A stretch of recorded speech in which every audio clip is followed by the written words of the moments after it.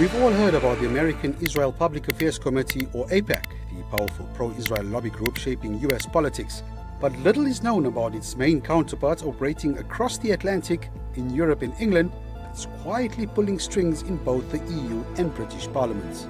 So, who's behind the group, what do they want, and why are they operating under the radar? Meet ELNET, Europe's most influential Israel lobby group. ELNET, which stands for European Leadership Network, presents itself as an NGO promoting shared democratic values between Europe and Israel. But a closer look reveals an entirely different agenda. Founded in 2007 with offices across Europe and England, ELNET's purpose is to align European MPs with pro-Israel narratives and to ensure that Tel Aviv's interests get a direct line into European decision-making. The man behind it? Ra'anan Elias, who first dealt with European affairs at AIPAC and later at the Israeli National Security Council. His words in 2008 were clear. If groups like ours had even 10% of the budget of US pro-Israel lobbies, we could change European policies. And that's exactly what ELNET has been trying to do.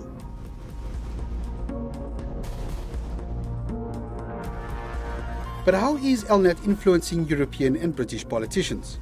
Simple, direct engagement. ELNET cultivates personal ties with key figures and individual lawmakers.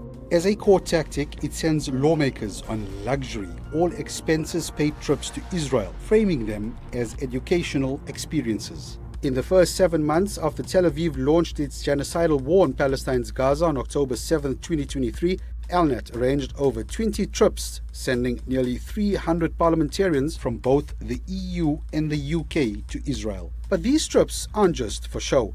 They're designed to get MPs on board with Israel's narratives and to push Tel Aviv's agenda into related policies. Among the many attendees were UK politicians Andrew Percy and Anthony Higginbotham, who declared that the trips were donations. Numerous UK Labour Party members also received money from ELNET amid Israel's ongoing war on Gaza. A 2024 report by Declassified UK revealed that 9 Conservative MPs received funds from pro-Israel groups, including ELNET. And key figures like John Woodcock, the Baron of Walney, joined ELNET's online briefings about Tel Aviv's atrocities in the Palestinian enclave.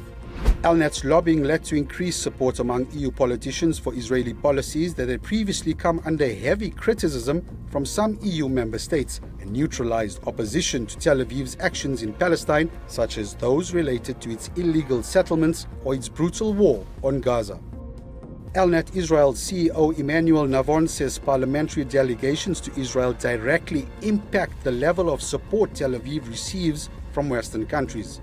In May 2024, he told supporters that ELNET had influenced the European Parliament's resolution conditioning a Gaza ceasefire on the release of Israeli hostages and the defeat of Hamas. Now, this resolution would never have been passed without the many years of work done by ELNET, all those parliamentarians that have literally turned them around as pro-Israeli, as being pro-Israel after visiting Israel. So the question now is, besides Israel, who else is funding ELNET? Unsurprisingly, tracking the money leads us back across the Atlantic to the US. ELNET's primary funding comes from private donations often linked to anti-Muslim groups and prominent pro-Israel and pro-Republican billionaires. For years, ELNET has copied the modus operandi of the US's Israeli lobbies. The group's US-based fundraising arm called Friends of ELNET, or FELNET, is led by former Israeli diplomat David Siegel, who also oversees a majority of ELNET's budget. FELNET raised over $7 million in 2022, $1 million more than in 2021. Other donors include Bernie Marcus, the co-founder of Home Depot, and billionaire Larry Meisel, as well as the Lisa and Michael LaFell Foundation, linked to billionaire investor Michael LaFell. Funding also comes in from American billionaires tied to various transatlantic groups, promote Islamophobia, and finance illegal Israeli settlements, such as Miriam Edelson and Nina Rosenwald. Still, since ELNET's budgets and donors are only partially disclosed and information about the exact allocations of funds remains scarce, the influence of the group's undisclosed contributions on European policy making warrants further scrutiny.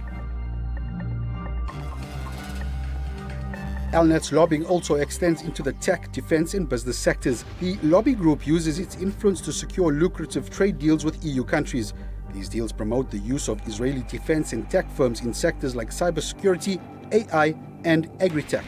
In 2017, ELNET successfully lobbied for the continuation of the European-Israeli Association Agreement, which is a legal framework aimed at fostering political dialogue and economic cooperation between Tel Aviv and the EU.